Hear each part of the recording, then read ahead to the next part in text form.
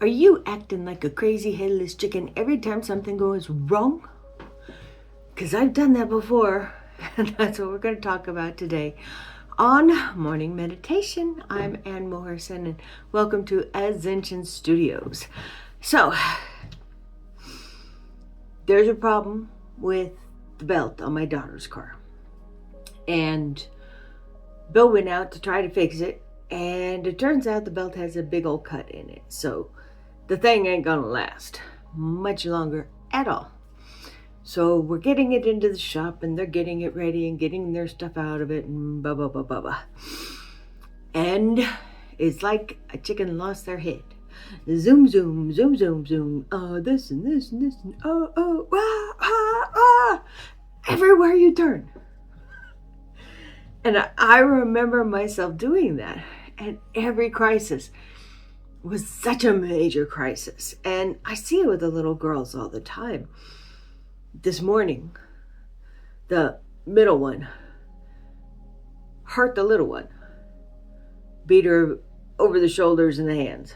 And I'm like, what happened here? Well, the little one tried to walk in to the bathroom while the older one was changing her underwear. And instead of moving out of the way of the door, she let herself be caught behind the door and get squished so she could be even more angry. And then when the little one got in, she started smacking her for opening up the door and walking in. Okay, now all of them open up the door and walk into the bathroom. They all get dressed together. They all sometimes bathe and get dressed in the same room that all that is happening. When they get dressed in the morning, they all file in. So it's not like they're having privacy issues. What they're having is drama issues. And we see this, with little people. They want to make everything this huge. So you understand just how traumatic it is for them.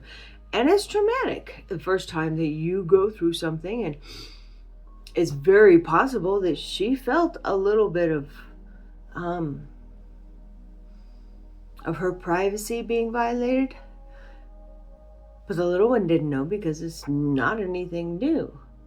And she could have stepped out, but she didn't because she wanted it to be a big thing. And so when we take that first initial impulse, we got as children, attention seeking or self-validating or reaction to allergies or whatever it happened to be, and blew it up as big as it could possibly be so that they understood how much this affected me. Well, first of all, we're expecting that we're not being seen, that somebody isn't noticing that it affected us.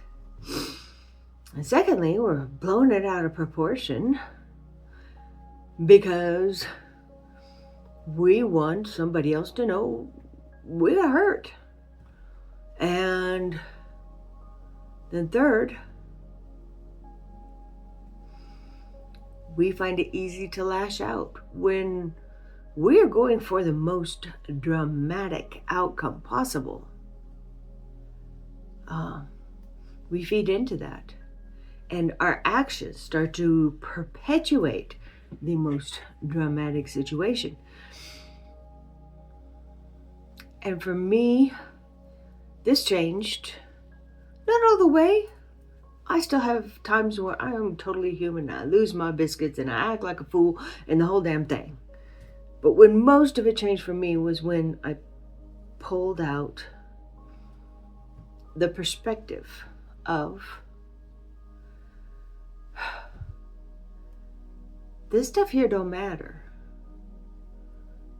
And any time that we spent on trying to be noticed for the negativity that has happened in our lives is time that the universe is manifesting more for us to be able to complain about.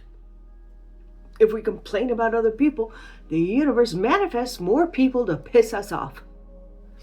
If we complain about the circumstances of our lives, the universe manifests that circumstance more and gives it to us.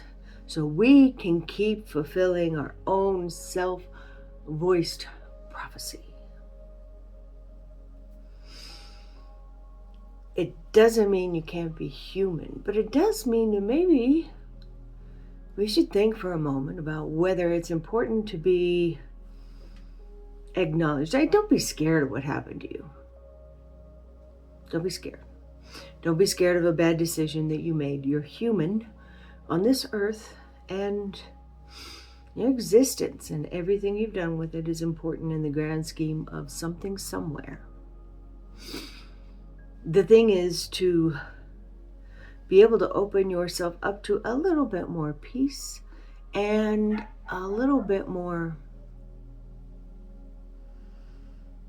sovereignty of yourself. I mean, you're not in control when you're out there trying to get people to recognize you as the victim. And I learned that especially when I got sick. You know what didn't stop? People expecting superhuman behavior of me. What didn't stop was people expecting me to jump up and do what I was told. What didn't stop was the bills. And what didn't stop was all of the self-perpetuating things that I did. I had to stop those. And it's difficult when you have spent a great deal of life. When I was growing up, women sat around the table and bitched about other people and told stories about who was what, or who to what, or what, or what, or what. And that was my formative years. I could never fully grasp it.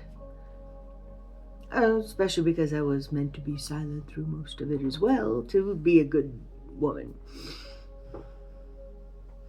But I could never really grasp it. I mean, I like to work. I like to create. I like to draw. I like to paint. And I was better at sports than my 1.5-year-old brother, which was so not allowed. And any intellect that I showed was obviously the wrong thing because I was a woman and I was stupid.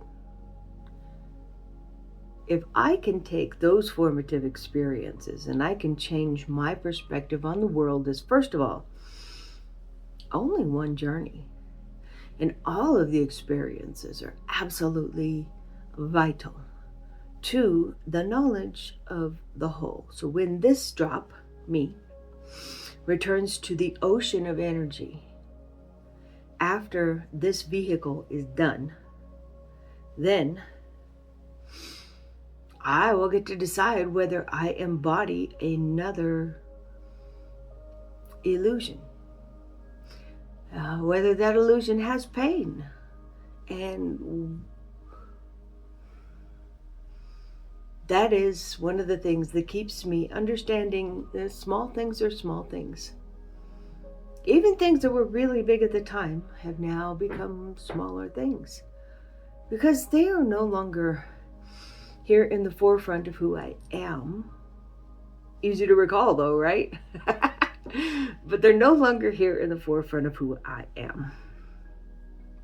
I am choosing who I am, taking what I learned from these experiences, finding the best possible light and lesson, and allowing myself to go forward in a way that serves me and what it is I'm supposed to be giving the world. The dramatics, I've done it. Have you? Probably.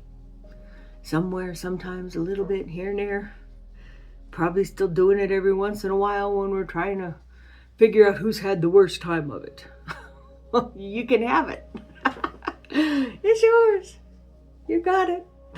Give it up. And from now on, can you give it up? How hard you had it? Everybody had a hard time. And I'm going to go back to an old story that I tell a lot. I went to a therapist for a while when my daughter was leaving the nest and my life was changing.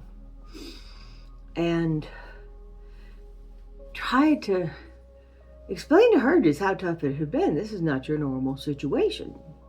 This was over and above tough. And I told her the moose turd pie story, and she said, everybody gets the same piece of pie. And it's like, no, no, they don't. Because I got a cousin, and she's really wealthy, and she decided to drink and destroy, and what could I have done in building businesses and what have you with that wealth, and blah, blah, blah. Poor me, crap. And then she said, okay, did you want to be here? I was thinking, I love my cousin, and I know that she's doing the best she can. She's an extremely intelligent, capable woman. But having that much money put her into a part of society that was extraordinarily judgmental all the time about everything. And she was concerned about wearing a pair of capri pants to the grocery store instead of workout clothes or athletic fashion or whatever you call it now. And that amount of constant feeling of total scrutiny all the time, I wouldn't trade that for a few $1,000,000 bucks. I am imperfect. I am screwed up. My advice is not for everybody. If you're here, it's for you. And most of us who start on a wellness journey are starting at an imperfect stage where we're not as physically healthy as we would like to be. The stuff that we've tried through regular medicine is not working. Our life seems out of control. We seem out of control of it. We're looking for personal sovereignty. And we're just friggin' tired of the drama. We want some peace.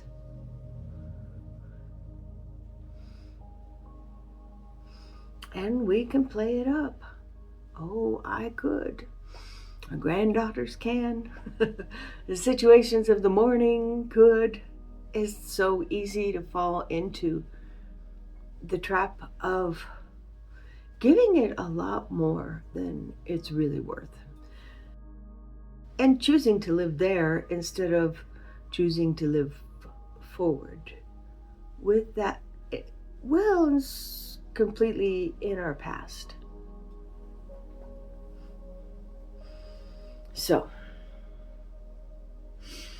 today we're going to work in our meditation on letting the past be in the past and not falling into over dramatizing what is happening now.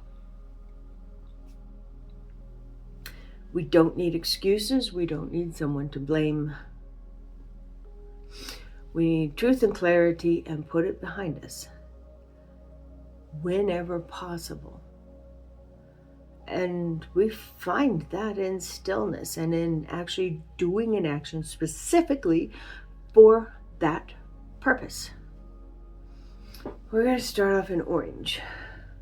This is not only where sexual organs are, but this is where we absorb or get rid of things in our life. We want to absorb the lesson and get rid of the drama.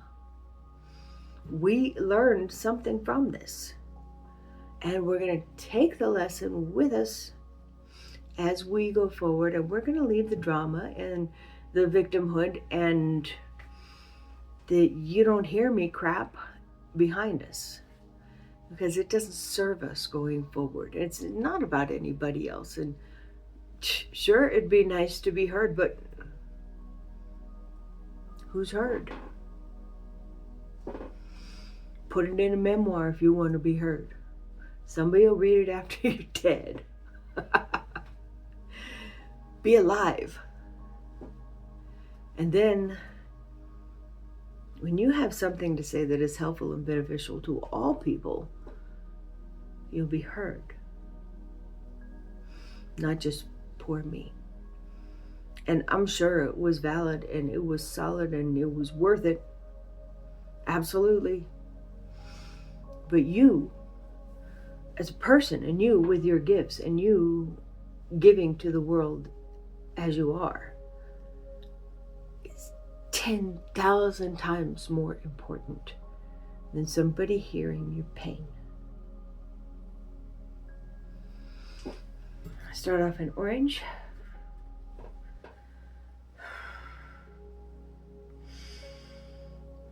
Let's get this nice and thick, build it up. We want good choices to be made here about what we're keeping and what we're letting fall to the annals of history.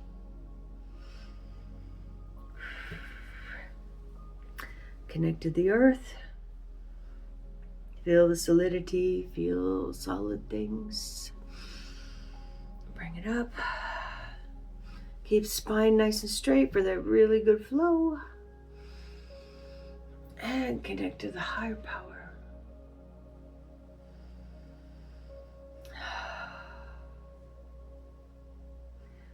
Let the wisdom download. Take this new step, start this new week to go forward as unencumbered as you possibly can. Not carrying the weight, just carrying the lesson learned from it. And then helping the world with what was learned. Mind Palace, calm the tornado.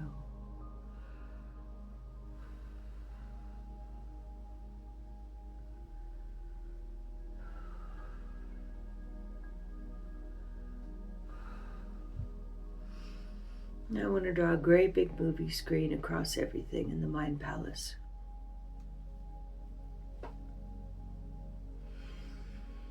And I want you to see the trauma.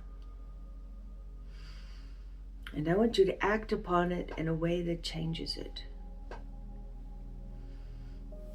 The trauma of somebody bursting in the door when you're putting your underwear on in the bathroom. Embarrassment, the shame. I'm going to, first of all, get out of the way of the door. And second of all, I'm going to say, please do not come in until I've opened the door when it's closed. And the person on the other side is going to say, oh, okay, sorry. I'm going to shut the door, I'm going to finish getting my underwear on, and then I can get dressed the rest of the way. No matter what your trauma was, you can take it, and at a certain moment, you can give yourself a different ending, a different scenario. After it is over, you can give yourself a place where you were heard, and a place where you were listened to, and a place where you were given the time and the space that you needed to heal. And we're going to change these stories. We're going to pull out the lesson, and we're going to tuck it up there in the rafters where all that good information goes that we can use without having to know it to use it. I mean, you got wisdom, you don't know where you got it. Like, don't jump off a bridge because your friends did. Tucked up there. That is useful in our decision making. I didn't jump off the bridge, so I don't have to create a different ending. Another person didn't jump off the bridge, so I don't have to create a different ending. If something happened, whether it was our job or a circumstance or something beyond our control, we can change the ending. We can change the result after it was said and done. Just by seeing it different. They use this in lucid dreaming to help people with PTSD. This is how they do it. They create another ending.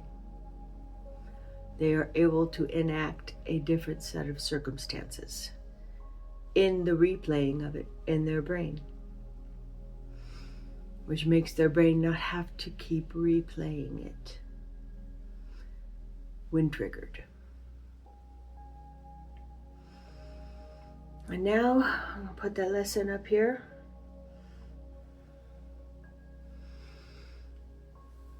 And I'm going to go in and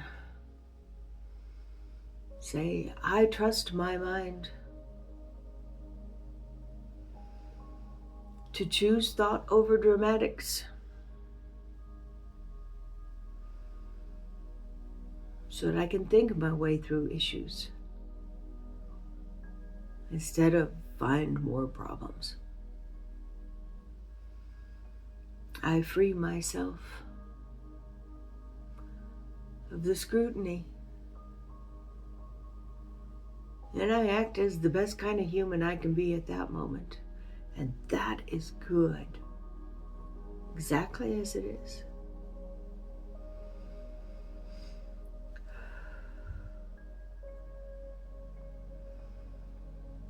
I can see things less dramatic. It's only a temporary journey in this vehicle. And every lesson is important.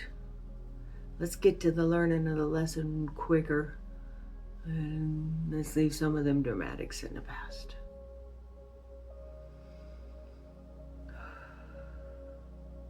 Let's go forward, remembering that it's our job, our duty, to give our special talents to the world.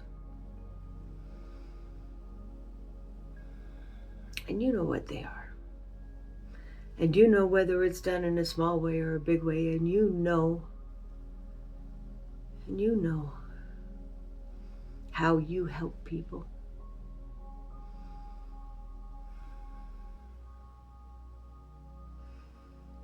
That is where we're going to live. When the trauma comes up, we deal with it just this way. We tuck the lesson back, and we go forward living, reminding ourselves why we're here, what we're doing, what our purpose is. Back into orange, down to red, connect to the earth. Bring it up, bring it up, bring it up.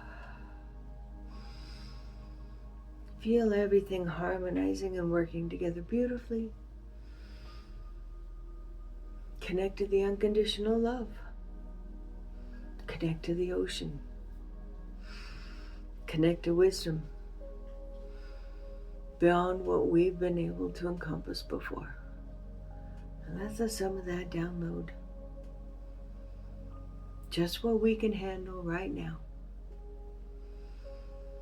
Let's free our mind to go forward instead of constantly fall back. And when we fall back, let's deal with the trauma effectively.